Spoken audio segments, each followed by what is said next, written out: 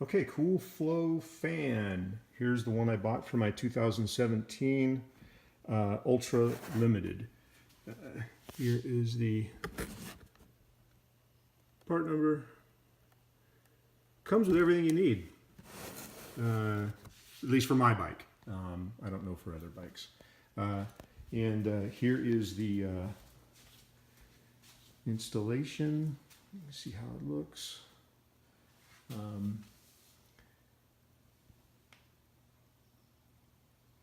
Not too bad, but it does do a great job. It really makes it more comfortable over here on my right leg. And to show you how it operates, I couldn't find anything online on showing how it operates, and the manual doesn't even tell you. It just tells you, oh, it's got auto on and off and what that does, but it doesn't tell you like where to look for it or anything. So let the bike start up here.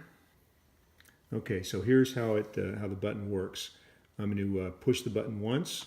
It says fan auto is what that is, and you can read about that. That means the fan comes on based on input it gets from different sensors: the outside air temperature sensor, how fast the bike is going, the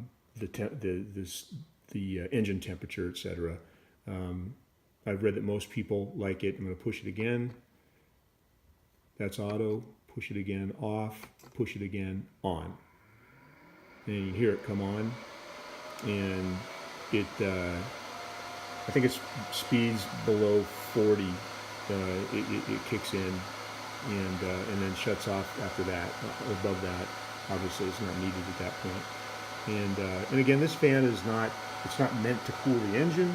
It's meant to suck the hot air away from the passenger and the rider on the right side, where the exhaust / cat is, and that's where all the heat comes from.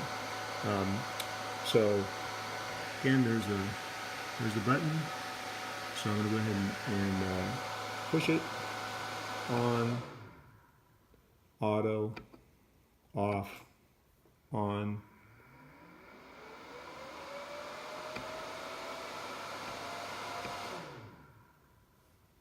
Leave it right there for now.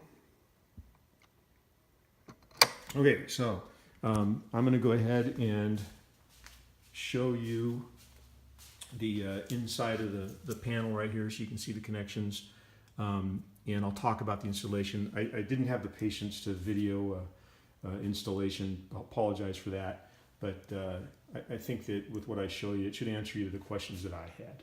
I'll be back. The switch installation is pretty simple. You go ahead and remove the bolts from this plastic cover behind the fairing right here, one on each side. I would slip a towel in here to protect it. This just slides away, and you'll have a Torx bolt here and here coming up from the bottom.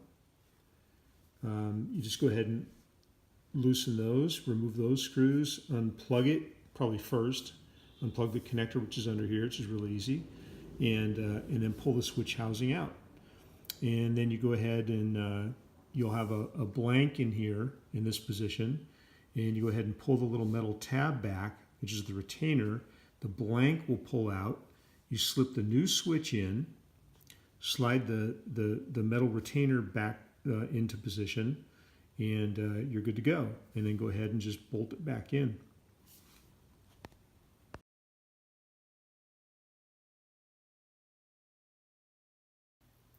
Okay, so here we are with the side cover off. You start out, going by memory here, you remove the stock fairing thing here, and the kit comes with this, the one that works with the fan. You have to install this before you install the fan, because the fan blocks access to the bottom bolt that holds this on. This has a bolt here and a bolt up here. You need to remove the seat, obviously the right side cover, and you need to remove the battery. There's plenty of videos on how to do that. That's very easy. You can try to get in here with the screws. I did. It doesn't work. Just pull the battery. It's pretty simple. Make sure you pull the fuse first, the big 50 amp fuse over in the left panel. And then you have to loosen. It says to remove the charcoal canister, which is sort of back in here, and it runs across the frame right here. There's a screw right up in there, and you just take that screw out and then loosen the one that's over there on the other side, and then you can just pivot the charcoal canister up just enough, and then you'll be able to position the fan in here. Oh, forgot a step. The spark plug wires that are over there against this panel, you need to spin them a little bit to the right. They don't have to go 90 degrees to the right, but they have to go a little bit to the right. And then you'll have to go ahead, and the kit comes with some nice Christmas tree wire ties, and you just secure the spark plug wires up in there with those. That's easy. So then you go ahead and you bolt in the fan per the instructions with the screws and the lock washers and the washers, and then the electrical connection. So you need to connect the connector that is here. This is already installed, obviously, but there's an optional connector here, which is just capped off, and that provides ignition on power. The fan connector you're going to find, at least on this bike, kind of like right up in here. It's just clipped there with a plug on it, a cap, I should say, not doing anything, and this one's not doing anything. And basically, with the harness that comes with the kit, you're going to plug this into one end of the harness.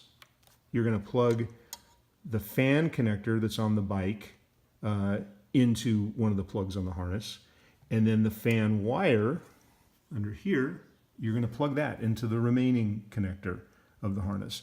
And the fan connector with the cap on it is going to be right under here, clipped in right there. So I removed that clip because the fan connector right here with the little blue thing on the end, it comes with a clip, and it just clips up in there, which is really nice. And then the rest of the harness, and this relay is part of the harness, by the way, but you don't do anything with that. I just wire tighten it like this, and it fits really nice right in there. And so one of these is the connection from the fan wire, which I believe is this one from the bike. And obviously this is the other from the harness that connects up to the auxiliary connector that was sitting right here. And then of course the other lead of the harness comes down to the fan. Hopefully that explains that. I'm probably making it more complicated than it needs to be. But there you go. There it is.